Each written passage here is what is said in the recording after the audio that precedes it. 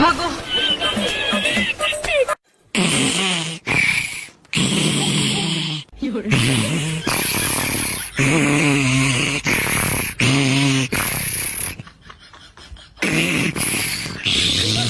তাবিজটা সাধু বাবা ওর ওইখানটাতে ঠেকে দিতে বলেছে, তাহলেই বউ নাকি রাজি হয়ে যাবে।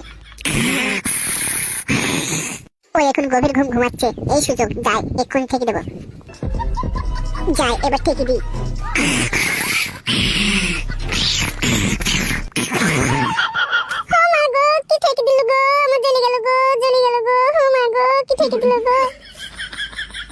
এই যা বড়া, কিছু হয়ে যাবে না তো? আবার জ্বলছে তাই বলছে যে আমার ওখানে কি ঠাকালি বল, আমার খুব জ্বলছে, তারা তোকে দেখাচ্ছি মজা। কি ব্যাপার, আমাকে ভালোবাসা বাদ দিয়ে আবার গাল দিচ্ছে যে, আবার জ্বলছে বলছে? তার মানে ওই শালা সাধু বাবা মিথ্যা কথা বলেছে, শালা ভণ্ড সাধু। কি ব্যাপার, জ্বলছিল হঠাৎ ঠান্ডা হয়ে গেল? এই মনে হয় এবার কাজ হয়েছে। আমার এই মনে দিয়ে ফুটুর কথা ভাবছি কেন এত? কি গো, ওখানে দাঁড়িয়ে আছো কেন? এসো আমার কাছে এসো, এখানে বসো, আসো দুজন একটু গল্প করি। কি ব্যাপার, কিরকম কি হয়ে গেল? একবার বলছে জ্বলছে, একবার বলছে এসো কাছে এসো গল্প করি, তার মানে সত্যি সত্যি কাজ হয়েছে সাধু বাবার এই তাবিজে।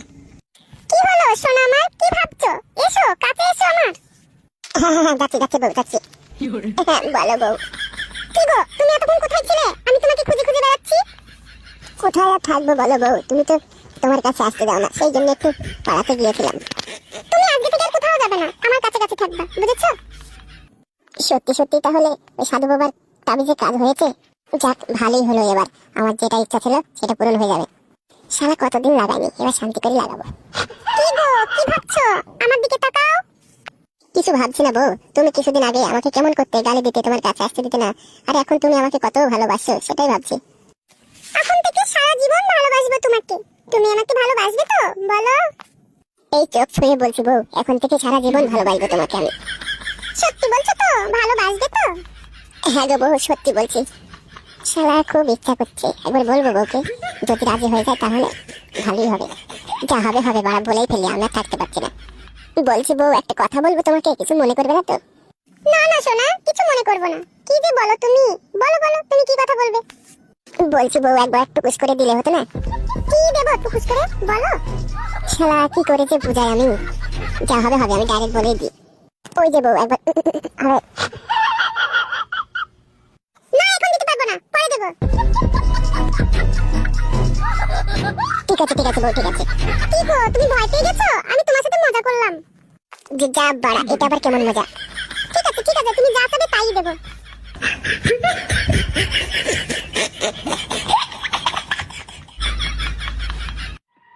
এমএলএ কালু মস্তান, তুমি যাকে জেলে ভরার কথা বলছিলে তাকে আমরা জেলে ভরতে পারবো না। কেন, কিসের জন্য? কারণ সে কোনো অন্যায় করেনি, বিনা অন্যায়ে কাউকে আমরা জেলে ভরতে পারি না। হ্যাঁ এমএলএ কালু সাহেব ঠিকই বলেছে। আমি আগেই বলেছিলাম বড় ভাই, এসব 2 টাকার পুলিশ দিয়ে কোনো কাজ হবে না। এই বুকাচুদা, এই 2 টাকার পুলিশ কে রে? দেখবি 2 টাকার পুলিশ কাকে বলে, দেখিয়ে দেবো এক্ষুনি। দেখবি তোকে জেলে ভরে দেবো এক্ষুনি। বাস ডিএসপি বাস, আর কোনো কথা বলতে হবে না, আমি বুঝে গেছি তুমি কতদূর কি করতে পারবে। তোর ব্যবস্থা আমি করছি এবার। হ্যাঁ তুই যে কি ব্যবস্থা করবি সে আমার ভালো করেই জানা আছে। আওয়াজ নিচে কথা বল, নালে কিন্তু কঠিন শাস্তি দেবো তোকে আমি। শালা আমার একটা কাজ ঠিক মতো করতে পারবে না, আবার ডিএসপি হয়েছে। শোন এমএলএ সাহেব, তোর মতো ওই এমএলএদের ঘুষখোর পুলিশ আমি না, বুঝলি তো? আমি অন্যায়ের বিরুদ্ধে থাকি, আমি সবসময় ন্যায়টাই চাই। যে অন্যায় করবে তাকে আমি প্রশ্রয় দিই না। হ্যাঁ এমএলএ সাহেব ঠিকই বলেছে, আমাদের স্যার কোনো ঘুষ ফুস খায় না, একবারে লেজ্জ বিচার করে, থাকতে বিচার করে। আবে কুত্তা কে বলে, ঘুষ খাবি না তো তাহলে বউ বাচ্চা কিভাবে চালাবি? এই এমএলএ চামচা, মুখ সামলে কথা বলবি, নাহলে তোর ওই মুখে লাঠি দিয়ে মেরে ভেঙে দেবো। বড় ভাই, এদেরকে এখান থেকে ট্রান্সফার করে দাও, এই থানাতে দরকার নেই আমাদের এরকম পুলিশ। ট্রান্সফার হয়ে চলে যাবো তাও ভালো, তোদের মতো এই এমএলএ সাহেবদের কাছে আমরা না থাকাই ভালো।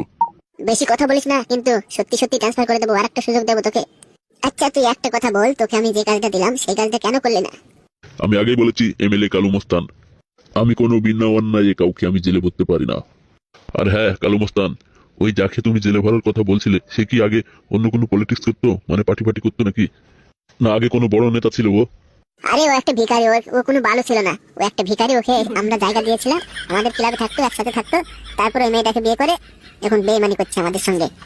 কিন্তু ওর কথা শুনে যা মনে হলো ও একটা বড় মাপের মানুষ, আর ওর অনেক বুদ্ধি আছে। আর ওর কথা শুনে মনে হচ্ছিল ও আগে কোনো হয়তো পলিটিক্স করতো। আরে বিল্লি কা বাচ্চা হে ও কোনো বাল ছিল না, ও একটা ভিখারি ছিল। যদি ভিখারি হয়ে থাকে তাহলে ওর ভিতরে যা বুদ্ধি জ্ঞান আছে সেটা তোদের ভিতরে নাই কো। আর তোরাই নাকি বলে ওকে মারতে গিয়েছিলি, ওর বাড়িতে গিয়েছিলি, আর বউকে হুমকি দিয়েছিস বলে। আরে ওকে সাথে মারতে যাইনি আমরা, ও আমাদের সঙ্গে ছিল, আগে আমাদের সঙ্গে কাজ করতো, এখন বেইমানি করেছে আমাদের সঙ্গে। আর ও যে ঘরে থাকে সেই ঘরটা ওর না, অন্য কারোর। ওকে যে জায়গা দিয়েছিল থাকার জন্য ওই বাড়িতে, তাকে ঘাট ধাক্কা দিয়ে বের করে দিয়ে ও দখল করেছে ওই বাড়িটা। তা আমি গ্রামের এমএলএ সাহেব, আমার কাছে বিচার চাইতে এসেছিল ওই বুড়ো লোকটা, সেই জন্য ওকে ওখান থেকে সরানোর জন্যই আমরা ওকে ডেকেছিলাম। তারপরে উল্টিয়ে আমাদেরকেই মারধর করে চলে যায় ওই শালা মরুভূমি। কিন্তু ও যে বললো আগে তোমরা নাকি হামলা করেছো ওর বাড়িতে, তারপরে নাকি ও তোমাদেরকে মেরেছে। ওই শালা মরুভূমি সম্পূর্ণ মিথ্যা কথা বলেছে তোমাদেরকে। দেখো তোমাদেরকে এখানে ডাকা কিসের জন্য? মরুভূমি যে অন্যায়টা করেছে, একটা নিরীহ মানুষের একটা ঘর দখল করে নিয়েছে, এই জন্য তার তো একটা বিচার হওয়া দরকার। সেই বিচারটাই তো তোমরা করতে পারলে না, উল্টে আমাদেরকেই বলছো আমরা নাকি মরুভূমির বাড়িতে হামলা করেছি। এটা ভুল কথা। আগে মরুভূমি একটা লোকের ঘর দখল করেছে, সেই লোকটা আমাদের কাছে নালিশ দিয়েছে, এই জন্যই আমরা মরুভূমিকে এখানে এসে আমরা বোঝানোর চেষ্টা করছিলাম, কিন্তু উল্টে আমাদেরকে মেরে চলে গেছে। বিষয়টা এবার বুঝতে পেরেছো ইন্সপেক্টর সাহেব? ও তাহলে এই ব্যাপার। কিন্তু তাহলে ওই শালা মরুভূমি যা বলেছে সবই মিথ্যা কথা বলেছে। ঠিক আছে, এবার মরুভূমিকে দেখছি আমি কত দূর দিয়ে যেতে পারি ও। স্যার, এবার মরুভূমিকে জেলে ভরে একবারে লাঠি দিয়ে সাটাসাট মারতে হবে, তাহলে সত্যি কথা বলবে না। হ্যাঁ ঠিকই বলেছিস তুই। এমএলএ কালু মস্তান, এবার চিন্তা করো না, এবার আমি মরুভূমিকে অ্যারেস্ট করে দেখাবো। এবার যে অন্যায় করবে তাকে শাস্তি পেতেই হবে। আমি জানতাম না যে মরুভূমির অন্যায় ছিল, আর আমি এটাও জানতাম না যে মরুভূমি একটা লোকের জায়গা ঘর বাড়ি সব দখল করে নিয়ে আছে। মরুভূমি, তোর কত খেলা দেখলাম আমি, এবার তুই দেখবি আমার আসল খেলা।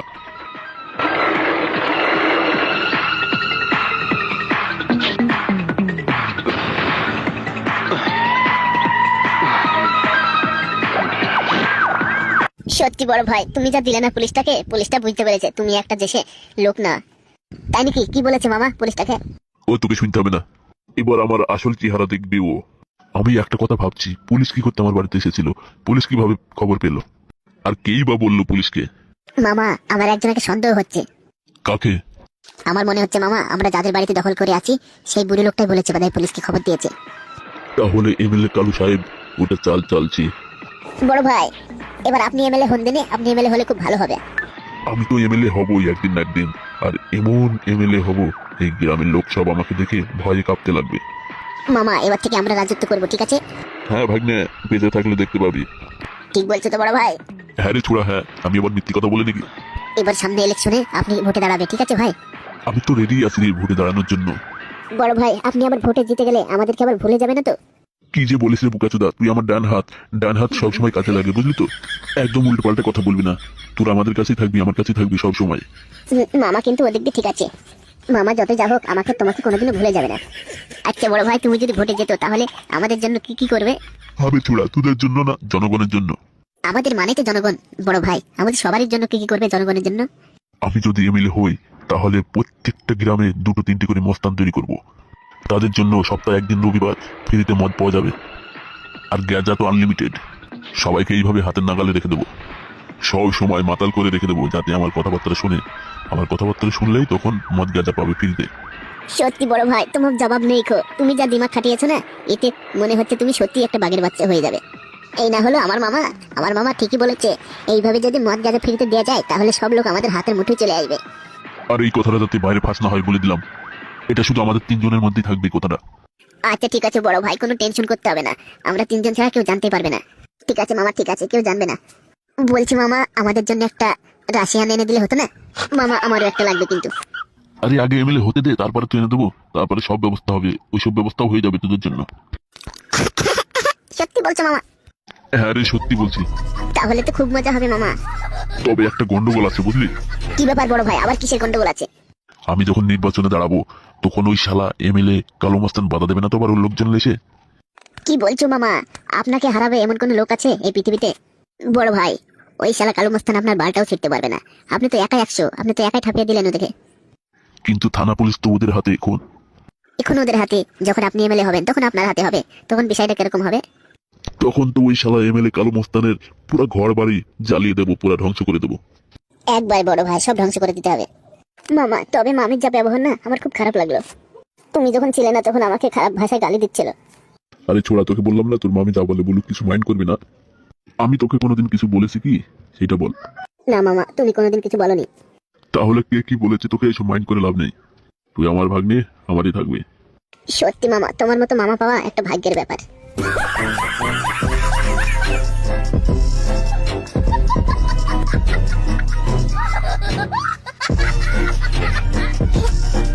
কি গো শুনছো? ওই ছোড়া মনে হয় আমাদের আর শান্তিতে থাকতে দেবে না। আজকেও রাতে এসেছিল ওই ছোড়া আমাকে জ্বালাতে। ওই শালা হারামির জ্বালায় মনে হচ্ছে আমাকে এই বাড়ি বিক্রি করে অন্য জায়গাতে চলে যেতে হবে, তাছাড়া আমার কোনো উপায় নেই। তুমি এর একটা ব্যবস্থা করো, না হলে আমি রাতে শান্তিতে ঘুমাতে পারছি না। তুমি কোনো টেনশন করো না বউ, আমি যাবো ওই এমএলএর কাছে, আবার যাবো। এর আগে 3 লাখ টাকা জরিমানা করে তাও আর শিক্ষা হয়নি, আবার আসছে আমাদের বাড়িতে। এবারে 5 লাখ টাকা জরিমানা করবা, বুঝেছো? শোনো বউ, ওকে যতবারই জরিমানা করো ওর কোনো শিক্ষা হবে না, আসলে ওর চরিত্রটাই খারাপ। এখানে থাকলে কি জানি কখন কি অঘটন ঘটে যাবে, সেই জন্য বলছি অত ঝামেলার মধ্যে গিয়ে লাভ নেই। আর একবার আমি এমএলএ সাহেবকে গিয়ে জানাই। আরেকদিন তো গিয়েছিলে এমএলএ সাহেবের কাছে, তখন কি বলেছিল এমএলএ সাহেব? তখন এমএলএ সাহেব ব্যস্ত ছিল, তখন বললো তুমি যাও, বিষয়টা আমি দেখবো পরে। তো কই কিছুই তো বললো না, আরেকবার যাই, মনে হয় ভুলে গেছে। হ্যাঁ হ্যাঁ, সেটাই ভালো হবে, যাও তুমি আরেকবার। বলছি বউ, কালকে রাতে এসে ওই ছোড়াটা কোথায় হাত দিয়েছিল তোমার? ও আমার কপালে হাত দিয়েছিল, দিয়ে অন্য জায়গায় হাত দিতে যাচ্ছিল, আমি ওর হাতটা ধরে ফেলেছি আর ও পালিয়ে গেছে। তাহলে সত্যি অন্য কোথায় হাত দেয়নি তো? না না, অন্য কোথায় হাত দিতে পারিনি, তুমি কোনো টেনশন করো না। যাও তুমি যাও। ঠিক আছে বউ, তাহলে আমি যাই এমএলএ সাহেবের কাছে। আর তুমি সাবধানে থেকো, কেউ ডাকলে জানে যেও না। না না গো, আমি কোথাও যাব না, আমি বোকা নাকি তাই আমাকে কেউ ডাকবে আর আমি চলে যাব? ঠিক আছে বউ, তাহলে আমি গেলাম। ঠিক আছে, যাও, সাবধানে যেও। আমার স্বামীটা খুবই ভালো, এরকম স্বামী পাওয়া ভাগ্যের ব্যাপার। আমার জন্য কত কিছু করে। আমার স্বামীটা ভালো বলেই ওই ছোড়া আমার বাড়ি আসার সাহস পায়, না হলে ও সাহসটা পেত না।